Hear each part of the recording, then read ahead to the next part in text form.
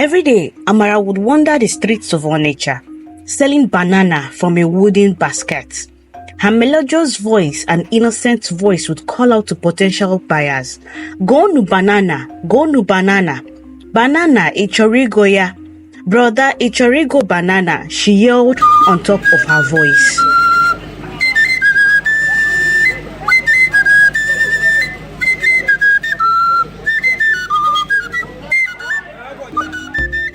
Once upon a time, in the bustling town of Onitsha, lived a young girl named Amara. Amara had bright eyes and had cheerful smiles that warmed the heart of the most troublesome agbero. Amara was known for her diligence and kindness by the popular Headbridge agbero boys. Every day, Amara would wander the busy streets of Onitsha, selling bananas from a wooden basket. Her melodious voice and innocent voice would call out her potential buyers, "Goonu Banana, Goonu Banana, Banana ichoro ya, brother ichoro banana," she yelled on top of her voice. Amara's family were poor, but they were happy. Her mother, Mama Nkechi, always reminded her that their happiness lies in their love for one another and in their honesty. So despite their struggles, Amara never let her spirit to despair. One fateful day, Amara encountered a man who appeared wealthy and kind. He called on her, "Bianwanere banana." She hurried to him and he asked her how much she was selling her big bananas. She replied, "Oga, this one is 3,000 naira. He looked up to her and immediately asked her, "Why are you not in school?" Amara bent her head and said, "My mother said I would resume school in the next session so that she can be able to save money for my school fees." The wealthy man asked Amara, "Do you want me to pay your school fees?" Amara looked at him and said, "Yes, sir, but my mother would not want the help of a stranger," as she turns to lift the basket on her head and walk away.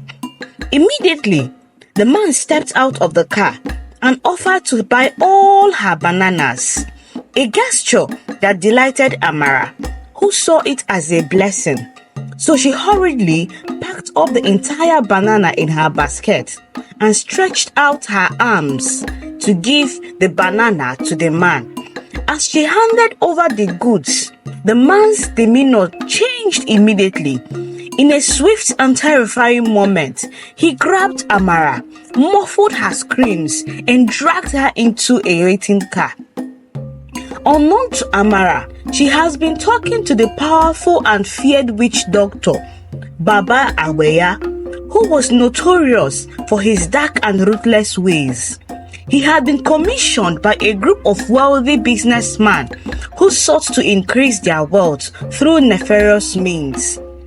Baba Agbero believed that the blood of an innocent girl like Amara would make his ritual potent enough to grant immense wealth for his clients. Amara was now taken to a hidden shrine deep into the forest, far from the reach of anyone who might hear her cries for help. There, in the middle of the night, under the sky devoid of stars, Baba Agbero performed his grisly rituals. Amara's life was tragically cut short, and her blood was used to consecrate the foundations of houses that was built by Mr. Innocent, the businessman. Mr. Innocent, after the ritual, went on to build a luxurious home in Onitsha, with future expectations of prosperity and peace because of the ritual sacrifice he had performed with the help of Baba Agbero. At first, all seemed well. His business flourished and he reveled in his newfound success. But soon, the house began to exude a sinister energy. Tenants in his house reported eerie occurrences. Whispered voice echoed through the halls, shadows moved on their own, and the chilling coldness pervaded even on the hottest days. At night, the tenants were haunted by vivid nightmares of a young girl carrying a basket of banana and yelling on top of her voice, "Goonu Banana! Goonu Banana!" Even children often spoke of seeing a sad ghostly figure wandering the backyard corridors carrying a basket of banana and waving at them.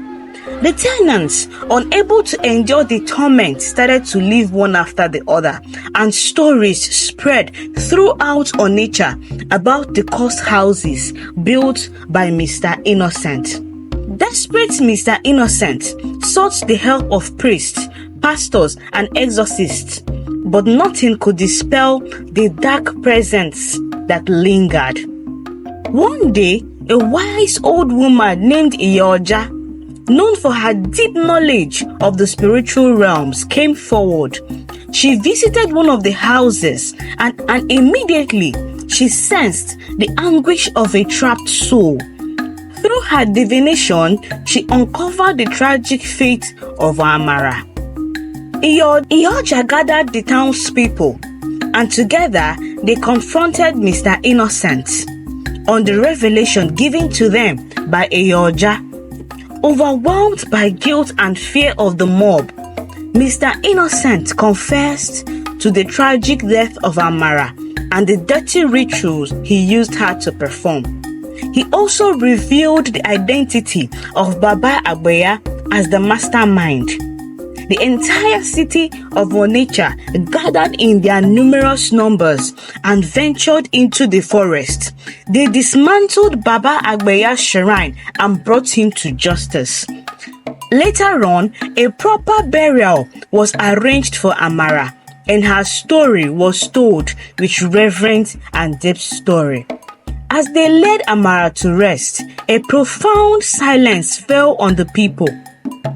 Her spirit was now at peace, no longer haunting the houses. The tenants who returned found that the eerie occurrences had ceased and replaced by a feeling of warmth and tranquility. The story of Amara became a solemn reminder to the sanctity of life and the dire consequences of greed. Her parents and family, though heartbroken, found solace in knowing that Amara's spirit was finally at peace and that justice has been served. And so, Amara's memory lived on as a beacon of innocence and triumph of good over evil in the hearts of the people of Onitsha.